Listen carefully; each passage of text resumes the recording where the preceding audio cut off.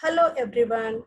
Today we are going to discuss about bomb calorimeter, that is also in the chapter fuel and its analysis.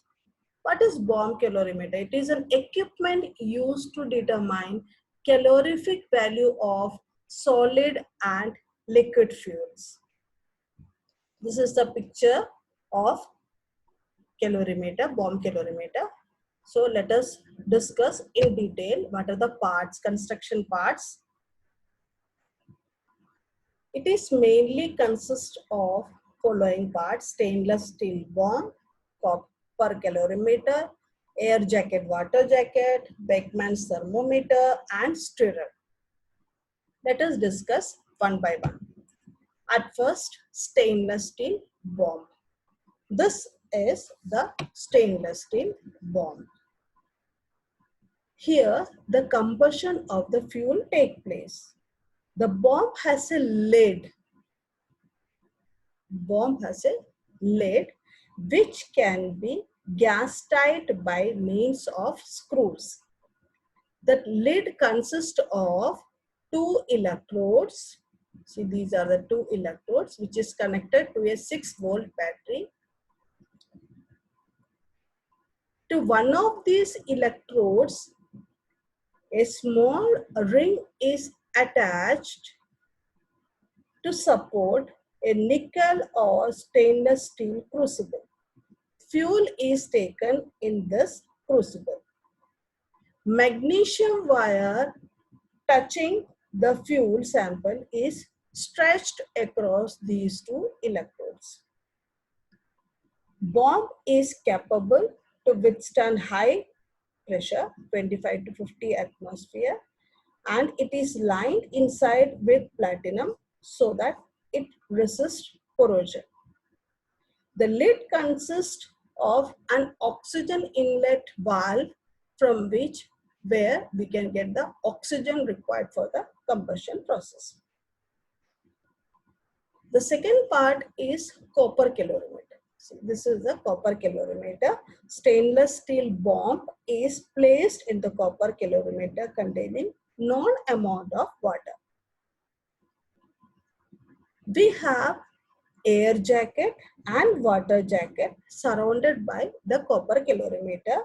This will prevent heat losses due to radiations. We have Beckman's thermometer. Beckman's thermometer can accurately read a temperature difference up to 1/100th of a degree centigrade. We have an electrically operated stirrer also. So let us discuss how the bomb calorimeter works. At first, we take a known amount of fuel. Suppose X gram is taken in the crucible. Magnesium wire touching the sample is stretched across the electrodes. This bomb is filled with oxygen through oxygen inlet valve and a pressure of 25 to 30 atmosphere is maintained. Bomb is then kept in a copper calorimeter with known amount of water filled into that. The temperature of water is noted with the help of Beckman's thermometer. The fuel is ignited by connecting it to the battery. These two electrodes will be connected to this battery, and because of this potential difference, this magnesium wire will burn, and that will in turn burn the fuel. The energy liberated increases the temperature of the water in the calorimeter. After that, again we can calculate see the temperature, that is final temperature in the Beckman's thermometer after the burning of fuel. Water is stirred with the stirrer, and after that only we will be calculating the maximum temperature. Now, let us calculate the calorific value of the fuel. Following are the calculations involved in it. suppose the weight of water taken in the calorimeter is W gram and water equivalent of calorimeter is small w gram. So how we calculate the water equivalent is, for calculating, we will be considering a known fuel whose calorific value is known, whose HCV is known, higher calorific value is known. For example, benzoic acid, naphthalene. Benzoic acid has a higher calorific value of 6,320 and naphthalene has a HCV of 9688 kilocalorie per kg. This is burned in bomb calorimeter, and using the formula of higher calorific value, we can calculate small w, that is nothing but water equivalent of the calorimeter. Suppose initial temperature of the water taken is T1 degree and that of final temperature, let us suppose T2 degree. Weight of the sample taken was X gram, as I have discussed earlier also. Higher calorific value, suppose L. Then the heat liberated by burning of fuel will be X into L. Whereas heat absorbed by water and apparatus will be equal to capital W plus small w into difference in the temperature, that is T2 minus T1. Now we know that heat liberated by known amount of weight of fuel in calories must be equal to the heat absorbed by water and apparatus. So heat liberated X into L must be equal to heat absorbed by water and apparatus, that is capital W plus small w into T2 minus T1.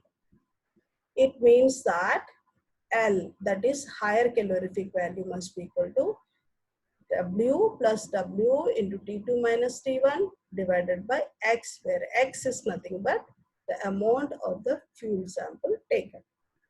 We have another formula, LCV is equal to HCV minus 0.09 H into 587, where H is nothing but percentage of hydrogen percentage of fuel. Now, there are some corrections that is required for the calculations. At first, we have different corrections, fused wire correction we have acid correction, we need to consider cooling correction also.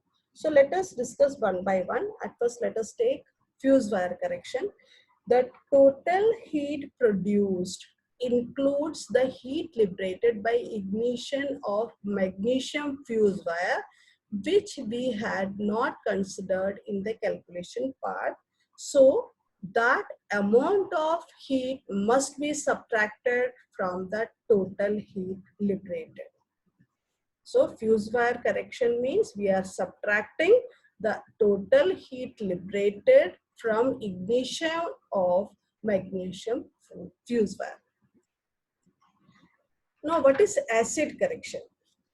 Under high temperature and pressure of the bomb, the elements such as sulfur and nitrogen present in the fuel gets oxidized and form H2SO4 and HNO3, etc. The formation of H2SO4 and HNO3 both are exothermic processes.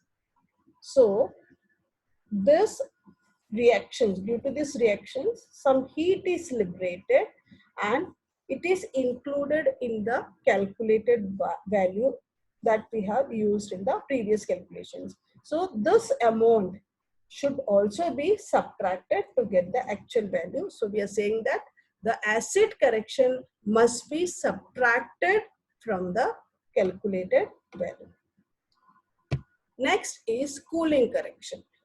We know that with every heating process, there is always a simultaneous cooling process also because of loss of heat due to radiation, etc. The highest temperature T2 recorded in the process will be less than actual temperature. So we need to have a correction for that also. If the time taken for water in the calorimeter to cool from maximum temperature to room temperature is T and rate of cooling is dt per minute, then cooling correction is nothing but dt into T. That is, this value should be added to the rise in the temperature.